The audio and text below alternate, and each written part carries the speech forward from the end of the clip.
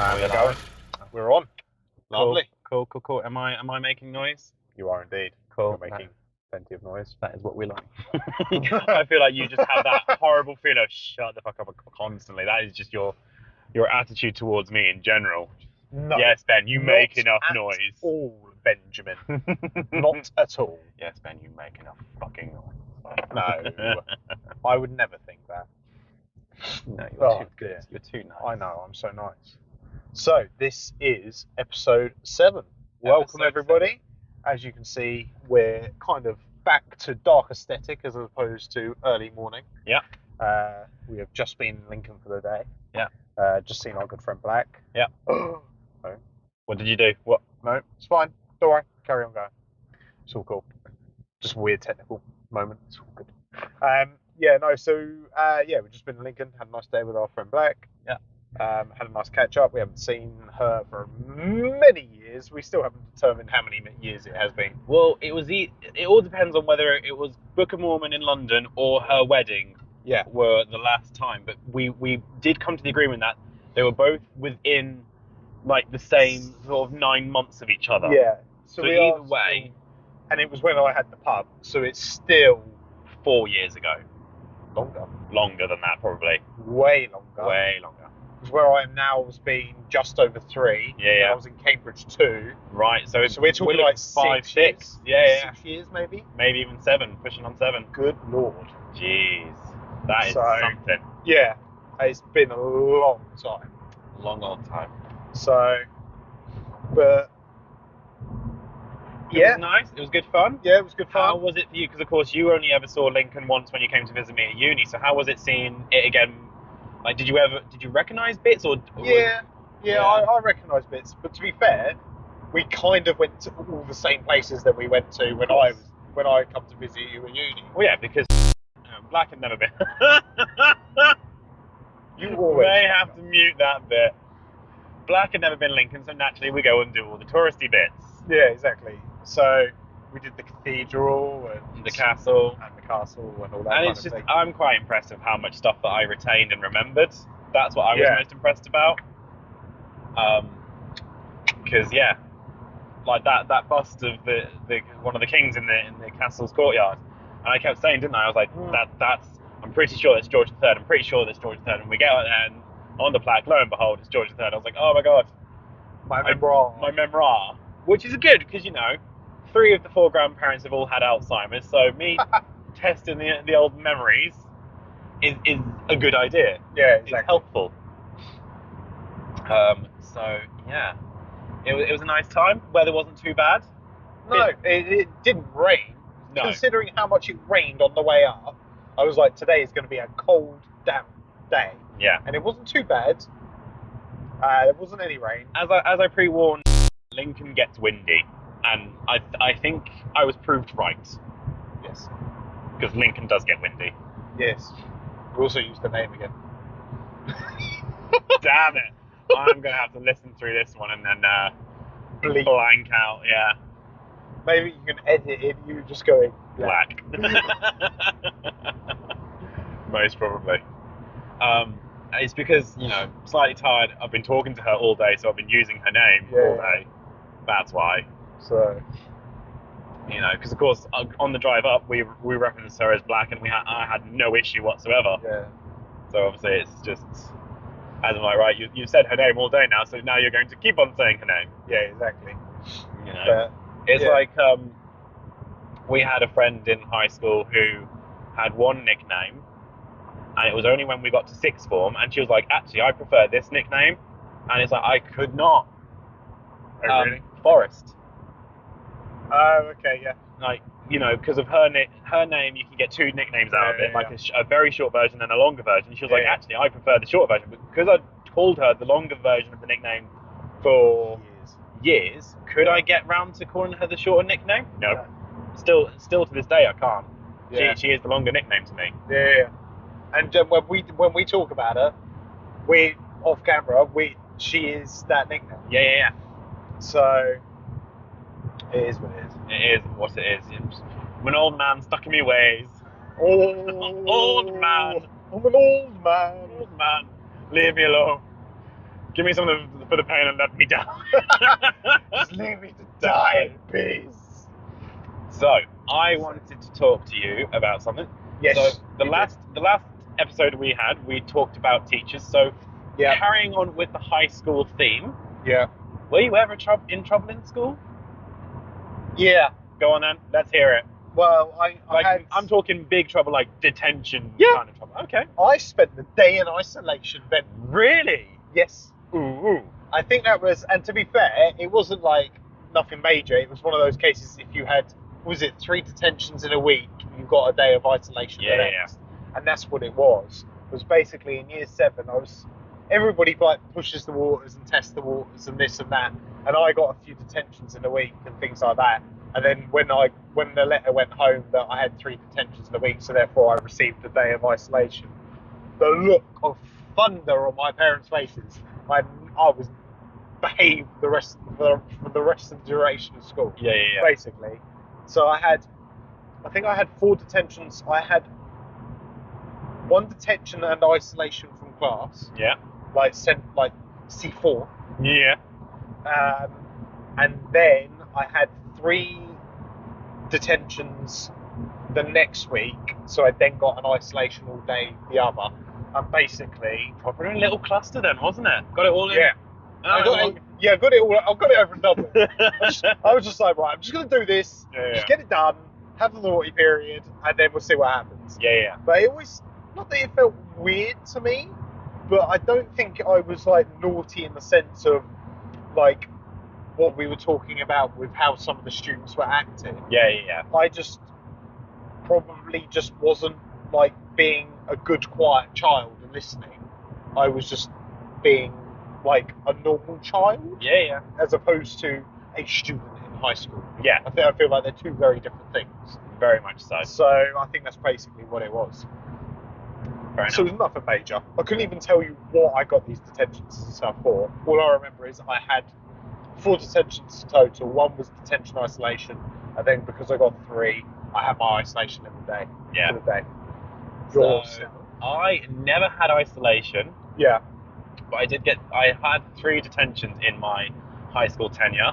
Yeah. And it was funny because it was 1 each year. So 1 in year 7, 1 in year 8, and 1 in year 9. And it always seemed to be in the last few weeks of school. Okay. As if it's like I've behaved all this time. Because I knew I was a bit of an annoying, I'd talk a lot and distract other kids and everything. Yeah. And I got, because of course they did the whole consequence points. So consequence 1 and consequence 2 were just verbal warnings. Yeah. Consequence 3 was a detention, and as you said, consequence 4 was isolation from class. And I would get consequence 1s and 2s regularly. Oh. But the moment I got a sort of a consequence 2, I was like, right, head down, stay quiet for the rest of the lesson. Yeah. But there was, and it's like as if, because it was the end of the year, I kind of relaxed a bit more. And I shouldn't have, because every time I got detention, my parents punished me to no end. Yeah. And it's hilarious because they kind of like gave up punishing with my older siblings when they got detentions, and yet they still on full on tried with me. And because of course when my siblings went to school there, because they were older than me, you got given a detention slip and you were told to give it to your parents to basically explain where you've been, why you were late home. Yeah. Did you? Well, this is the thing. Naturally, no kid ever handed it to their parents. So, of course, by the time we got there, instead of sending the kids home with a slip, they sent the detention notes through the post. Yeah. And I thought, it's fine. They'll give me a slip. I'll never give it to my parents. I'll tell my parents I'm out with friends. They never need to know anything.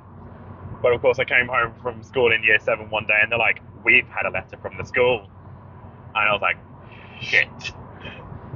Yep. So my detentions, I still remember all 3 of them, because the first one, the one I got in year 7, I full on agree with, hand on heart, I did something stupid. Oh, okay, I see where this is going.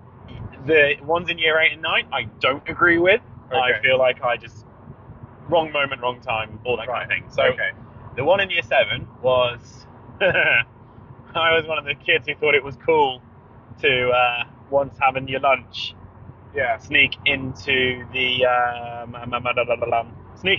back into the school and run around on the first floor. Yeah. And of course, teachers caught us, took us into a room. Right, you've all got detention, blah blah blah. full on. I hold my hands up, fair cop. You know, the rule is you have your lunch, you leave, and you're outside on the school fields. Yeah. Come rain or shine, you're out there. Yeah. Yeah. And you know, you probably can't do that nowadays. No. Probably a little spin. Everyone in Against the human rights. against their human rights. You know, it could be freezing out there, and we were still expected to be out there, couldn't we? Yeah. But yeah, so year 7, running around the top floor, thinking I was really cool and everything, and of course the teachers' quarters. Hold my hands up. Yeah, that's a full-on detention. Year 8, I was in French class with Miss Psycho. And for the listeners at home, I'm not calling her Miss Psycho to be derogatory and call her an insulting nickname. Not a nickname. That was her name. She was our head of year 7. Yeah. And when that first day in assembly, and you're all sitting around bricking it because you're like, oh my god, first day of high school, blah, blah, blah, blah. Everything's so big. Everything's huge. All the people, all the other students, you're suddenly the smallest again. Yeah. And the next thing you know, there's this crazy German lady standing at the front of the hall going, my name is Miss Psycho. Yeah, Psycho my name, Psycho my nature. And you're like, oh my god, I'm going to die. Yeah. This is the end of my life. Yeah. And she would give detentions out to people who spelt her name incorrectly. Oh, I see what this is. Not how I got the detention. Oh, okay. But yeah, she would, because if you asked my eldest brother about her, there was someone in his class who spelt her name wrong and got a detention from it. Oh. Because you know how you wrote like your name, the class it was, and then the teacher's name on the front of your workbooks. Of course, after she had you write your name and thinking, she collected them in, and then the next class she was like, right, who is so and so? By the way, you've got detention. Anyway, in her class, it's a Friday afternoon. I think she's had a bad day because she's literally, we've come in, she's gone, right, this is the page, read the work, answer the questions, don't talk.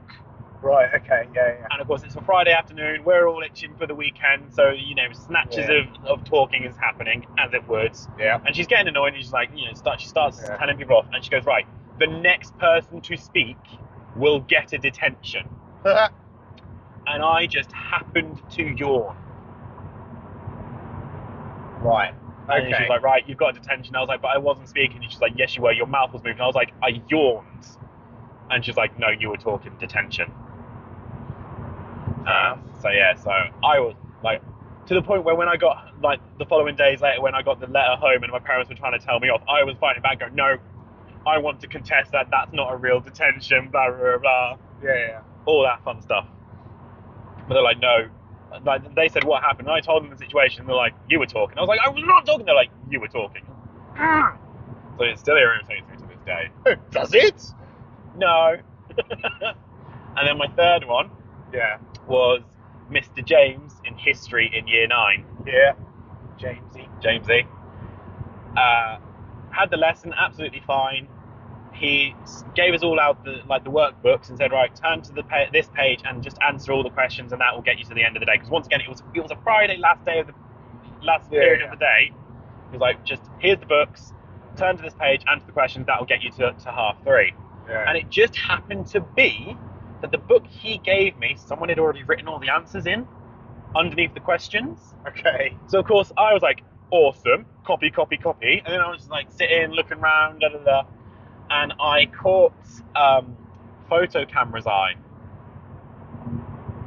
His surname's got the same name as the photo camera. Yeah. And I caught his eye, and we were kind of like staring across each other across the classroom. And he gave me a detention. He's like, Ben, detention, you're not doing the work. And I was like, but sir, I finished. Showed him my book. Yeah. And he goes, well, why didn't you ask for more work? And I literally looked at the clock and went, because the bell rings in 5 minutes. Why would I bother asking for more work for 5 minutes? And anyway, of course, he stuck by it. He gave me a detention. And when the note came through, because of course on the note they had to give the reason why they gave you the detention, and he put distracting others in class. Lol. So like year 7 detention, I full on agree that I deserved. The other 2 detentions I did not deserve, and And yet then it's interesting because of course in year 10 I was made a prefect, and I never had a detention after that. The good boy with my little prefect badge. Oh, Oh. you little pussy. Hey, I was a good prefect. I was relaxed and chilled, because little short stuff in our friend group, she was also a prefect. Yes, And she was. we were grouped together because, of course, so for the people who don't know, our school initially what they had is you'd have the sixth formers going around patrolling the interior of the school during lunch breaks and kicking kids out because, of course, the kids were all supposed to be outside, and they would pay the sixth form students to do that. Yeah. But then they suddenly went, well, hang on a minute, why don't we make some of the year 10s and 11s prefects, and we can make them do it and not pay them. Yep. So me and Short Stuff, we were put on the door by the lower school hall and the music room. Yeah. And she had a temper on her. Yeah. And, she did. Yeah. And she would just shout at them. And all the kids would always just look at her, shouting away, and then look at me, and I was like, why fight her? Just go. Make your life easier. I'm not going to help you in this scenario. I'm on her side. Yeah. I may be it was effectively good cop, bad cop. Yeah. But it was kind of like, they'd look at me for help, and I'm like, it's more like bad cop and doesn't give a shit cop. Disinterested cop. And it would be like, what do you want me to do in this moment? She's telling you to get out. You need to get out. Yeah. Simple as. Get out. Yes, she's shouting at you and screaming at you, but... There was the one thing I didn't agree with in that school. What? It was like, once you left, you couldn't go back in. Yeah. If you needed a loo, you weren't allowed to go back in. Yeah. And then, like, in the summer, you were, like, the bell would go, and then you have, like, 3 minutes to get to class, which isn't always the end of the world. No. But if you needed the loo, or you needed to fill up your water bottle... And then in third period, I need to go to the toilet, you should have gone in your break. And it's like, no, because the moment I've had my lunch, I'm kicked out. Yeah. Allowed. I'm right there with you. That was the only thing with that school. Yeah. But I think no school gets, like, the whole toilet scenario right. No. I mean, because that was the thing that my first ex... Yeah. Her dad, he always said... He goes, I don't care if you get detention from it, but if you need to go to the loo and it's in the middle of the class, I do not care. You just go to the loo. Go. Because they can't stop you from going to the toilet. It's just a human thing. Everybody has to go to the loo. Yeah. So just go to the loo. Yeah. And because of this school, I still have, I don't know about you, but I still have slight PTSD. So it's like, I'll go on my lunch break at work now, and I'll come back from my lunch break, and during my whole lunch break, I did not need the loo. Yeah. But I'm back from my lunch break, it's been 5-10 minutes, and then I'm like, oh, I need the loo now, and I feel so guilty going. Because, of course, the school will be like, no, you should have gone on your break. I don't feel guilty because I'd rather get paid to pee. Oh, I love being paid to pee. It's fantastic. Paid to pee and poop? Yes. Brilliant, thank you. Thank you. All the money, thank you. So, yeah, there is still that bit of, I really shouldn't because I've just had my break. So, I'll at least try and hold it off for an hour. Yeah, I think that's reasonable. Make it look not too bad that I've just had my break and now I'm off to the toilet. Yeah. But yeah. So those are the times I got in trouble. Right. Of my own volition. Yeah. Have you ever been in trouble where someone else has caused the issue? Does my sister can? Well, it might do. I'm talking more school-based. Because I've got one. School-wise, probably not. Okay. Got in trouble once in my first ever job. Right, okay. And that was because another employee did something. So I did it. Right, yeah, and then I got caught. And I was like... Oh, yeah. But I was like... I mean, it's a slightly different thing. But it was a case of... And it sounds really pathetic, but it was like my first ever job. And I was a pot wash in a restaurant. And... like... I caught a waitress having a couple of chips from the chip bowl. Yeah. And I thought, oh, sweet. Chef said we can have a couple of chips. And I've not clocked on it because I've been washing up. So I went over and grabbed the chip. Yeah. And of course, he was just like, he then turned around as I was taking the chip. He was like, did I say you could have a chip? I was like, but. And by this time, she had fucking sparkled. And I was like, no, sorry. Yeah. I thought they were there to help.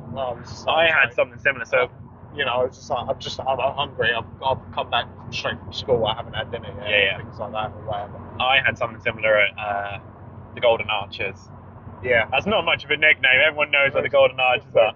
And considering you said in a different episode you used to work at McDonald's. Yeah, that's fair enough. Here's the thing. Anyway, of course, breakfast service. Yeah. All the food that used to be left over, because this was pre them remodeling all their kitchens and now cooking everything from scratch, where they used to have hot holds. Yeah. Of course, naturally, at the end of the breakfast service, all that stuff got chucked in the bin. So everyone ate it. It was the done thing every day without fail. Of course. And then there was one day, admittedly, we as a staff started to take a little bit of advantage, because it was like, right, breakfast service is over. Rather than it being, this is what's left, it was, what do you want? Yeah. Kind of thing. So we did start to take the wee a little bit. Yeah. But anyway, it was one day, the manager must have had a bad day. The chef in the kitchen starts going, right, breakfast service is over, what do you want? Yeah. And everyone started saying muffin, da-da-da. And I was like, oh, can I have a bagel? The chef made me a bagel, and I was on the drive-thru that day. Yeah. Standing in the drive-thru little kiosk thing, eating a bagel, and the manager just happens to walk in and sees me, and he's like, what are you doing? And I was like, eating a bagel. And he was like, have you paid for that? I was like, no, but everyone else, and you got the shit for it. Yeah. He pulled me into the office and was like, I should be taking you down the route of gross misconduct for stealing, blah, blah, blah, blah, blah. But I was like, mate, it's going in the bin. I mean, it might not have been going in the bin. Yeah, but you could have blanked it. Yeah, could have blanked that. It was going in the bin. And it was, because the chef did put everything on the wastage sheet. Yeah, so it's not like it wasn't stealing, it was registered wastage. It was, I mean, yes, it was slightly a bit stealing, because, like, she'd cooked it fresh rather than just, right, this is left over. Yeah. Do you want it? But, yeah, I got in trouble for that as well once. But I once got in trouble in school, in primary school, and it wasn't my fault, it was someone else. Okay. So it was a girl in the year under us, give her a nickname of Ruta. Okay, yeah. So anyway, I'm year 1, she's reception. This is how young we're talking. Bloody hell. Yeah.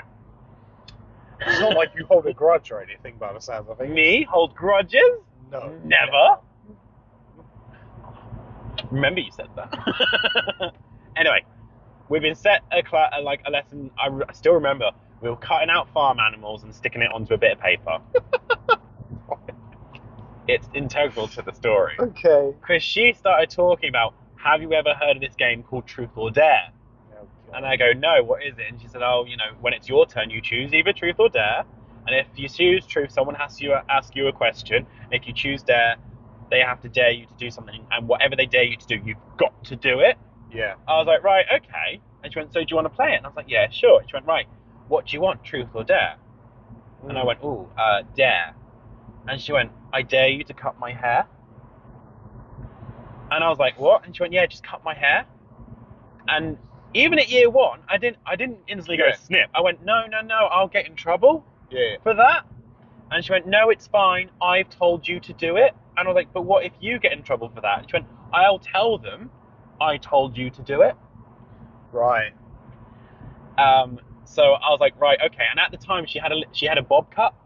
Oh, God. And I literally just reached forward and just snipped, like, just above her ear. Naturally, end of the day, she went out of the class, her mum was waiting for her, instantly saw it, because she's now completely mismatched, hit the roof, and went, what happened? And rather than sticking to her word of, I'll tell everyone that I've dared you to do it, it was, oh, Ben did it to me, he cut my hair. Aww. And I got called up in front, year 1, I got called up in front of the head teacher. Yeah. Explain yourself. And I explained the situation, and the head teacher just gave me this look of, you fucking idiot. Yeah. And it was like, right, okay, go back to class and don't do it again. And of course, here being a head teacher, it was law. Yeah. But yeah, I still remember, because that was the first time I ever, apart from with my parents, that was the first time I'd ever truly got in trouble with someone else other than my parents. So I still remember that vividly to this day. And I also, very early on lesson, never trust women. When a woman tells you that they will, I mean, you're not wrong, but still. Never trust women. They will stab you in the back in the moment's notice, the moment they have the chance. They will stab you in the back. I mean, it's just as well as you're gay, yeah? Yeah. Because I would never be able to trust women at all. So it is a good thing that I'm gay. But yeah. So you've never been in anything like that? I don't think so. I mean, potentially, maybe, like, one of my detentions might have been like that. Yeah. But, to be honest, it's been so long. In fact, I've actually got another one. Right. Once again, primary school. I did a lot in primary school. Yeah. Primary school. I'm surprised you can remember that far. Well, it's because I'm not a rebel really. I'm a bit of a goody two shoes. So when I have done something wrong, it sticks in my mind. Yeah. Because like, oh shit, that was a real moment where I went wrong. It was year 5. Mm-hmm. No, year 4. It was either year 4 or year 5. And year 5. It was year 5, and what they did is they would lock, like, you'd come out of the classroom for your lunch break, and they would lock the classroom. Yep. And then what they did is, as they called round to say, right, it's year 1's turn for lunch, and all the years, they would go unlock the classroom for the year 1s. They'd collect their lunches or their packed lunch. If they weren't having school dinners, they'd collect their packed lunches, go and have dinner. Right, year 2, and they would unlock the classroom for the year 2s, and you know, you'd go in, you'd collect your packed lunch and everything. So it was right. Year 5, so we all go to the classroom to collect our lunches, and it was still locked, and no one came to unlock it. And so Vegan convinced me to run outside, grab a twig, and try to pick the lock because she'd seen it on TV. Oh my lord. And she was like, I'll talk you through it. Like, because she knew. Yeah. Well, you're a child. Everyone's thinking, when you're a child, you see something on TV and you're like, oh, I instantly know how to do it. Yeah. So anyway, I went and got a bit of twig, came up and tried to pick the lock, and the problem is the twig broke off in the lock. Yeah. Oh dear. Yeah, thankfully they managed to get the twig out, but I just remember the head dinner lady screaming at me, and she's like, what happened? And I told her the situation, and she went, if I went and told you to go shut your hand in that door, would you do it? And I was like, and I actually started, and I was like, yes ma'am, and started going, and she had to like pull me back, no, I'm not being serious. Oh, so when people of authority, mainly women, tell you to do something, it's not... Oh, so you don't always have to do things when people tell you. Wow, revelation.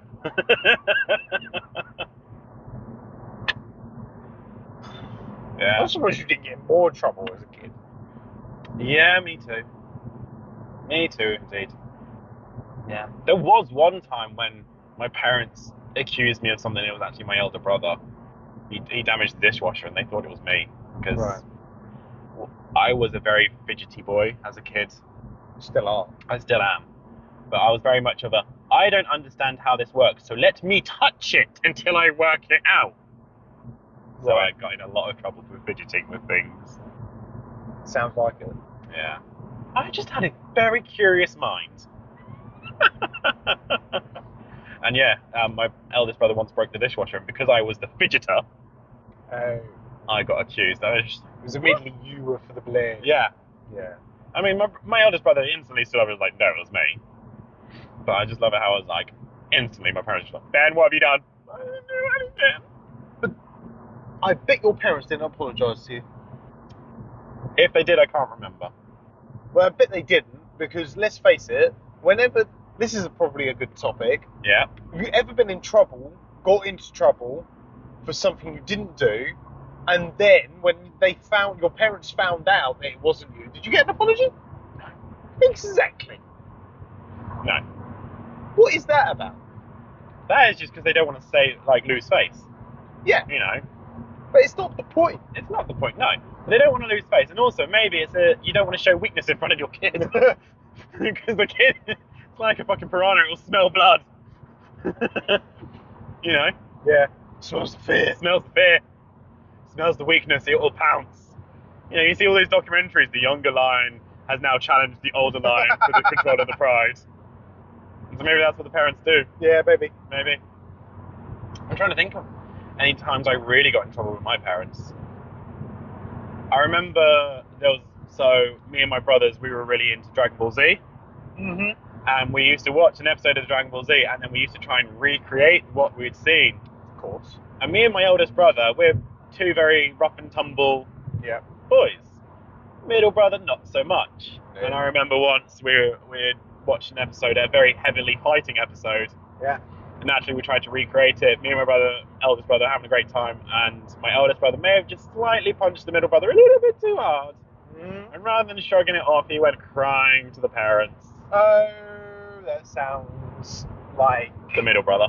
The middle brother. Yeah. So much. And from that moment on, Dragon Ball Z was banned in the family. Yeah. So. I mean, I used to do that shit with Power Rangers with my sister. Yeah. So. Yeah.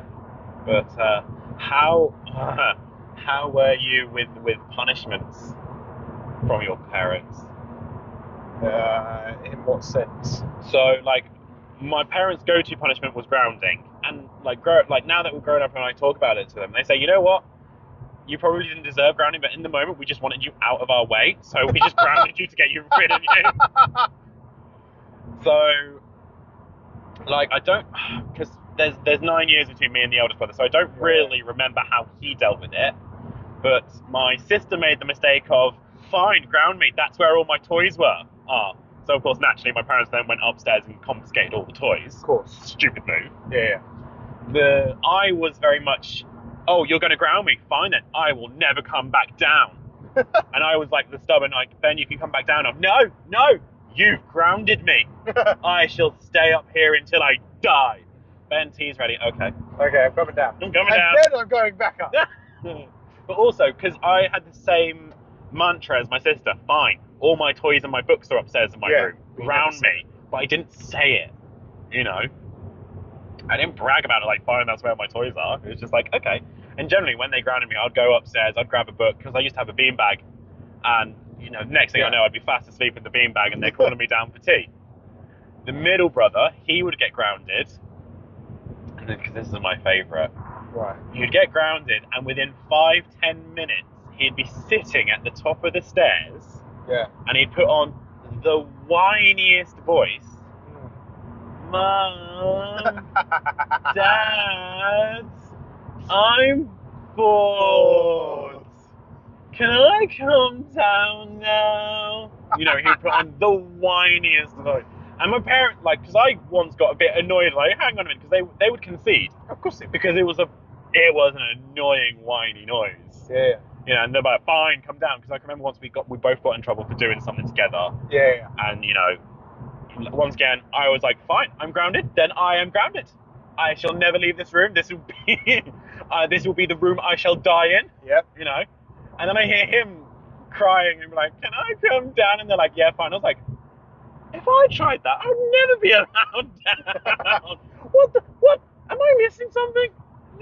But let's face it, you didn't want to go down anyway. No. You're very content with being in your room. I'm very content with being on my own. I'm very stubborn. Yeah. Like, because once again, when they finally took me to the opticians after my year 3 parents' evening, and the optician was like, yeah, he's blind, he needs glasses. Yeah. And I was like, I'm not wearing them. And my dad was like, well, you can't leave your bedroom until you start wearing them. I was like, fine by me. Hello to this room for my life. And then once again, I see a recurring theme. Ben, come down for tea. Okay. Yeah. Ben, you cannot come out of that room until you put glasses on, but tea's ready. Okay. Oh, Ben, you're wearing your glasses. Yes, let's not make a big deal of it. Just give me my food, and then I'm taking them off. Yeah. So yeah, that was how, like, we all dealt with it. So yeah, so that was the question: is how did you deal with getting in trouble with your parents? Did you and your sister deal with it differently, or? Well, I feel like my sister was probably let off a lot more. Right, yeah. I feel like I got the bulk of punishment when I was younger, and being the eldest. Being the oldest, and also having parents who are younger, because admittedly, I got off with a lot more than what my elder siblings did. Yeah. Because at that point, my parents were just tired. Yeah. And they were like, you know what? And that's what I still remember. They would just look at me and just go, get out of our sight. Yeah. You know, and I had the good graces to effectively ground myself and go up to my room. Yeah. But they'll just be looking at me like, just go. I don't want to know, right? Be gone. Be gone. Satan. So yeah. Yeah, I think to be honest, I probably was just like sent to my room. I don't think I was like, but then again, like I don't think I was a naughty child. Yeah. I was like, there might have been times where I got in trouble from like doing something, but it wasn't a case of it was because I was trying to be a little shit. I might have just done something that ended up like, I remember once me and my sister were playing, and we were not like rough and tumble, but we were doing something stupid which involved her cutting her lip open. Right. Yeah. And yes, I got in trouble, but it wasn't because I was like punching her in the face, but I was still like punished in the sense of Been too forceful with her. Yeah, Yeah. kind of thing, because it was a case of I had to remember that she was still like 5-6 years younger than me. Yeah. And it was just one of them things. So it wasn't a case of I wasn't like breaking the dishwasher or something like that. Yeah. No, I get that. I was a pretty good kid, to be honest. I don't think I was a naughty boy. Yeah. One of my more memorable punishments was, for some reason, I was in the kitchen alone, and we had like these cork placemats. Yes. And I was in the kitchen, these cork placemats, and there was just a pair of scissors nearby. And for some reason, I decided to do a bit of arts and crafts. Yeah. And cut one, because they were like rectangular cork placemats, and I just decided to cut one into a pentagon. Pentagon.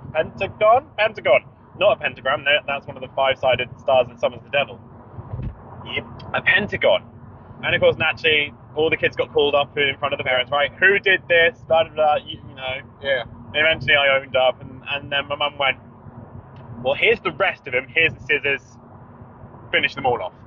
That was my punishment, was to do the rest of them, because she just wanted them all to match. I mean, that's not a punishment. It's not really a punishment, but it was just kind of that moment of, well, he's done it now, so make him do the others. I'm not just going to have one. Yeah, one's a pentagon, the rest are all the rectangles. Because then I'm going to have to explain it to everyone. Why is that one a pentagon? Because Ben. That's why. That's why. I feel like they may have used that for quite a lot. So why is this? Because Ben. Even if it wasn't. Just because Ben. Yeah, it is interesting how, I don't want to go into it too much because it's maybe it's a deeper topic, but it's just like growing up as the youngest compared to growing up as the oldest. Yeah. It is a completely different experience. Yeah. Yeah, 100%. I just feel like, and not that I would say that you were spoiled or anything like that. No. To not use those words. But I do feel like the youngest always gets away with more. Not necessarily. So in my experience, whenever I got into trouble, and they'll be like, right, explain yourself, I would say an obvious lie, because as kids always do, you try and lie to get out of things. Yeah. And I always just got the, your brother tried that 10 years ago, try again. Yeah. So, like, I didn't get into trouble with them for as many things, but when I did get into trouble, I had more to work around kind of thing. Yeah. You know, I had to be much better with my lies, much more convoluted with my excuses and everything, because it was like, yeah, your brother tried that, try again. You know, that's the thing, isn't it? That's the thing. That's where like swings and roundabouts happen. Like, you as the eldest, you can say a lie and potentially get away with it, but then if they find out you're lying, you're in 10 times more trouble. Where like as the youngest, your parents have got the experience of what a lie could be, so they just know that I'm talking absolute bullshit. Yeah, exactly. Like, for example, when each of us have hit 17, 18, my eldest brother, he had a curfew. He had to be back in the house by a specific time, and my parents would be awake waiting for him to walk through the door. Yep. By the time I get to of that similar age, there's no curfew. It's now just be home at a reasonable time. Yeah. And because they were so much they were 9 years older, they were 9 years tireder, Yeah. they would be in bed by the time I got home. So I could sneak in at 2, 3 in the morning, and they wouldn't know. Yeah. As long as I obviously had to learn all the creaky floorboards and everything. Yeah. And as long as I didn't creak a single one of them, they never knew. And yeah, Mum, I was in at 10. Yeah, of course it was. You know, they didn't know because they were already in bed. But of course, when it was my brother at that age, they were young enough to stay awake and be like, "This is not 10." Yeah. You know. But I mean, you will remember full well that I had to be home for dinner. You did. And then and then if I was lucky, I might have been allowed back out later on. If not, that was it. I was in. Yeah. And my parents ate early. I had to be home for like 5:45. Your parents ate really early. I remember that. Yeah. They've always done that ever since I was a kid. They've always had dinner at like 6 o'clock. But I think that's because they would, like, my parents would never eat during the day.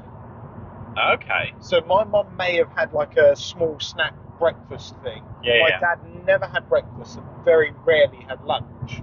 So I think the reason why they used to eat at 6 o'clock is because by the time they got to like 5:30, they'd be hang marvin. Yeah. Because they hadn't eaten anything all day. My dad would have had 2 or 3 cups of coffee, and that was about it. Yeah. You know.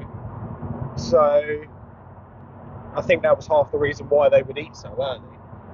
But yeah, I get that. But then when we were saying about jobs and like college and everything, like by the time I got back from college, like 5:30, 5:45, literally I'd get in, have a shower, and come downstairs and dinner was ready.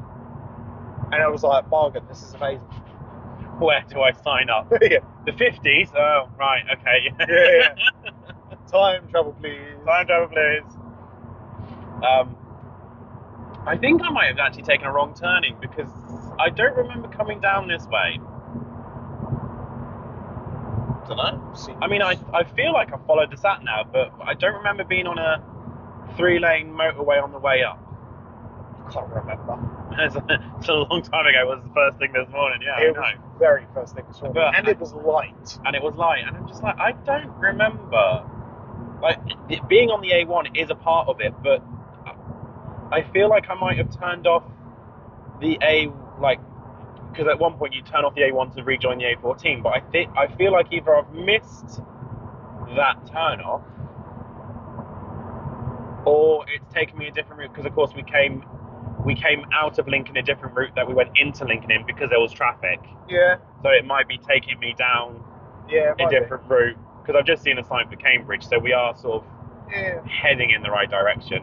Cambridge A14. Okay, no, we're good. We're fine. It's all kosher. It's all kosher. I was like, ah. I mean, to be fair, when we were driving up and the bit where you get the A14, A1 like turn off, so used to going the A14 to carry on to Stoke-on-Trent, it felt weird pulling off. It felt so weird, and like to the point where I even watched the A14 like pan away from us. I was like, no, I'm supposed to go that way. That's where I belong. That's where I go. But yeah. So, because we can't talk about films right now because we've not been to see any films. Maybe that's what we used to do. Stop in Ipswich and see a film. No, I'm shattered. No. And it's like 6:45. By the time we get to Ipswich, I think the cinema would be shut. I am ready for a snack and bed. So, since we can't talk about films, opinions on Andor. Love it. Come on, be more critical. Okay, I really love it. You fucking twat. That's more critical, Ben. It is more critical. I'm really enjoying it. Mm-hmm. The only thing for me, and I have felt this with Disney Plus's some of their series as a whole, is that I do like WandaVision worked brilliantly as a week by week thing. Yeah. But I do feel like some of these would benefit as to being maybe like 2 episodes a week, or dropping half a season one week and then dropping the other half the next, or something like that. Because I just do feel like when they're one self-contained story, like when Doctor Who like when we were like watching Doctor Who, yes, you had that overall storyline, but each week was a different, unless it was like a two-parter, but each week was a different episode. Yeah. And you could sit there and watch it and not have to really worry about too much. Okay.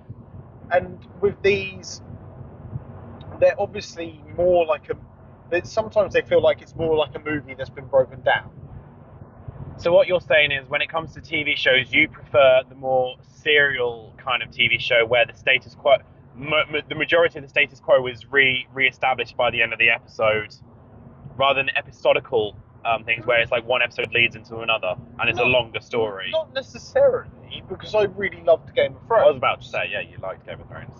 But I think, and this is what I was trying to get at, is like the Disney Plus ones, like some of them, even with credits, they're like half an hour. Yeah. Which is like 20 minutes of footage. And to have that like 20 minutes of week, I mean, Andor is longer. Yeah. They are about an hour, even if you take in like credits, they're about an hour. Yeah. So you actually get a healthy proportion. You're talking about like 40 to 45 minutes of footage, which is good. But some of them just haven't worked, in my opinion, as an episode. I mean, and as much as I really enjoyed it, Kenobi did not need to be a TV show. No. They were probably better off cutting out some of the filler and making it a movie like we wanted it to be from the start. Yeah, I agree. And that's the only, and that's not just that's not like an Andor thing. I think that's just an overall thing, because I am really enjoying Andor, and I do think it's one of the better like modern Star Wars stuff we've got in a recent time. Yeah. I mean, Book of Boba Fett was okay. You mean the Book of the Mandalorian? Where the second half was. Mandalorian season 2.1 or something, you know. Mandalorian's really good. Yeah. But again, it does lack some of that bit where it's a case of the episode ends up being really short. Yeah. So sometimes they feel a little bit rushed. But Andor, I feel, is working on the slow burn front and is doing well. Yeah. I'm really enjoying it, and I'm liking where the story's taking it. I'm a little bit concerned for season 2 in that sense, because where this season, the first season they've said is the space of a year. Right. This is the first year, and then they were going to do each season was a year, which meant it was going to be 4 seasons. Right. But Diego Luga said that he just couldn't commit to doing 4 seasons across like 5-6 years. Yeah. So what they're doing with the second season is they're splitting the final 3 years across the second season. So you're having 3 or 4 episodes per year. Right. So it feels like every 3 or 4 episodes will be the lead up, and then like the final episode is supposed to lead directly into Rogue One. Right. Okay. Yeah. So it'll be interesting to see where it goes. But I've just got that slight concern with but I mean, it could work. You know, it could work really, really well. I do think Andor has been a solid show. We've only got 1 episode left now, which is Wednesday's episode. Yeah. So I really enjoyed Andy Serkis in it. Yeah, Andy Serkis was good. It just proves that how much of a good actor he is when he's not in a mocap. Yeah. I mean, even when he's in a mocap, he's still a good actor. Well, yeah, but he's a phenomenal actor. He's just a phenomenal actor all round. Was that car flashing? No, he went over a ridge, and so his lights moved up and looked like he was flashing, but no, he wasn't flashing. I mean, he's in a VW, so he might have flashed, but fully possible. But no, I don't think he was flashing. So my comments of Andor is it is good. I am enjoying it. Mm-hmm. It's falling under the same issue I have with all prequels, and I can't remember if I've already brought this up as a gripe on these podcasts. But where are the stakes in prequels? This is the issue with That is my issue with prequels. Because, like, you know, I'm not going to put stuff. Warning spoilers if you haven't watched Andor. But of course, in one episode, it ends with him in prison. It's like, oh, is he going to get out? It's like, well, yes, we know he's going to get out because, you know, he's in Rogue One. He's in Rogue One, and he's not in prison. And we know what happens in Rogue One. Yeah. So it's like when they put, like, I'm fine with prequels. Yeah. The thing is Rogue One itself is a prequel, and it's one of my favourite films of all time. It's a phenomenal film. It is an absolute phenomenal film. It's one of the best Star Wars movies ever made. It's one of the best. If you ask my dad, it's the best Star Wars film ever made. And it's because with prequels, you have your already existing characters, and you then surround them with new characters and everything, and it's a story of how they interact. But the problem is there's no stakes in those higher, like, those pre-existing characters, because we already know what happens to them. So it's like you put him in prison, and like, oh, is he going to survive? Is he going to get shot? Blah, blah, blah. Well, no, he's not, because we've seen him already. You know, because I was talking about this with someone at work, and I was like, imagine if you accidentally watched one of the later episodes of Game of Thrones first, and you see Jaime Lannister doesn't have a hand, and it goes back to the first season, and there he has a hand. So you know he's going to lose it. You know he's going to lose it at some point. So this, like, that whole, like, if you're watching it and you hadn't read the books, and there's just that moment where he loses his hand, that's a bigger OMG moment. But if you know, the twist has already been ruined for you if you would accidentally watched one of the later episodes. I mean, this is the problem with prequels in general, and that's why, not always, but that's why, like, Rogue One was so good. Because you didn't know, apart from, like, key people like Mon Mothma, but even then, key people weren't the main focus of the story. They were there to tie the story into the original series. But that was it. It was a complete new cast of characters. And basically, what they did is, because of course in the texty scrolly bit at the start of A New Hope, it said like thousands of people lost their lives to get the detail, like the plans of the Death Star. And it's the story of those people. You didn't know who was going to live or die. Exactly. You know, and so the stakes were there for all of them. And this is why, when I said to you the other day, when we were talking about Andor, I said the storylines I'm most interested in are that Cyril guy.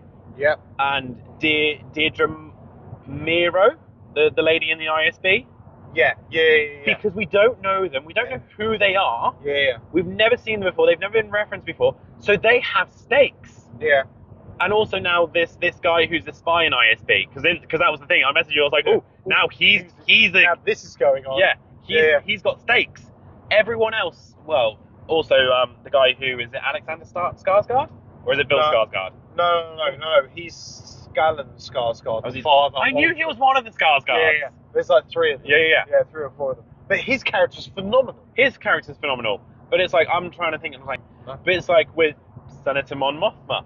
We can't, like, she's doing this deal with a dodgy sort of like mafia guy to try and get money. It's like, okay, well, we know she lives through it because she's there in Rogue One and A New Hope. Okay, she may lose her kid and husband over it. Which is a very possibility. But it's like, well, where are the stakes for her? And it's the same with Andor. Where are the stakes for him? There is not. And so when prequels try and put their characters who already exist in things, in these harrowing experiences, I'm kind of like, and now if they put Cyril in the prison, the stakes would have been so much higher. You know, if they put Deirdre Moira into the prison, they're not going to, because she's part of the ISB. But if they put her in the prison, the stakes would be higher. But because they put the guy who appears in Rogue One in the prison, it's like, we know he's going to break out. I think it's also like, because like we just watched in that, what I didn't realise, and I forgot to send you actually this meme, is that, maybe I don't want to say it now because I don't want to spoil it. But just say you brought it up now. So the guy, you know, the guy that he's with when he escapes, Melshi. Yeah. He's in Rogue One. He is. He was in the troop bit, but I didn't realise that until I saw a meme of him from the Andor series, and because the pilot talks to him, doesn't he? I swear, Yeah. someone says his name in Yeah. Rogue One. Yeah, I can't remember who, but someone says Melski. Yeah. Oh yeah. So he's actually in Rogue One. So we actually, as much as that is a spoiler, Once again, no stakes for him. yeah, but we now know that he's going to make it through the whole series, and he's probably going to be a key point, maybe even in season 2. Yeah. Or at least a returning character. Yeah. So it is one of them things. I do get it, and it has been the issue. I mean, look at which is why when in one of the previous episodes we were talking about, like, if I was Tim from Warner Brothers, and I was making the Wizarding World like franchise, I'd look at the Hogwarts houses founders, because we know they ended up building a school, but we don't know anything else about them. So you've got that free reign. You could literally have it that Gryffindor loses his hand. Yeah. Because it's just a... No, and I get that, and there is that fine line. It's the same with what I was going to bring up is like the issues that Ridley Scott is having with like the Aliens franchise. Yeah. Is that Prometheus and Alien Covenant was supposed to be on how the alien ship got there and how it all started. Yeah. And then Prometheus actually just raised more questions than it did answer. And then he tried to not slightly retcon, but try and give the fans what they wanted with Alien Covenant. Yeah. And then Alien Covenant was crap. Which is really irritating. Because actually, what he did with Alien Covenant, people wanted more of that because they actually did enjoy Alien Covenant. It just didn't answer the questions they thought they were going to get. If he had done it in a roundabout way and maybe made it into like a 3-movie arc or something like that to get to that stage, then it would have worked. Yeah. So these are the issues that you have with prequels. Prequels need to be considered a lot more, like, they need to be, like, the storylines need to be gone through with a fine-tooth comb a lot more than they are, in my opinion. 100%. 100%. You know, because they do seem to be, oh yeah, this is a really interesting scene where he does X, Y, Z. It's like, right, but it's the wrong person to do it to. Yeah. Give it to someone who has stakes. Yeah, exactly. People that we don't actually know. Yeah. You know, the returning characters come in to tie it to the main story, but they should be side characters. Yeah. You know? Yeah. Their stories later, but this is how it was before their moment. Yeah. Anyway, we've come to our little pit stop. So thank you for listening to us rant. Thank you very much indeed. And me appreciate talking about all my fucking grudges. It's basically just been a therapy session for me. This episode. But, oh come on, we know this podcast is just going to be mining your baggage. Oh, of course. But we won't start with that too much, otherwise we'll lose. We'll lose people. What else are we going to talk about? True. But rightio. Well, thank you very much. Thank you very much. Appreciate everybody, and we'll catch you on the next one. Yeah. Cheers, guys. Bye. See ya. Bye-bye.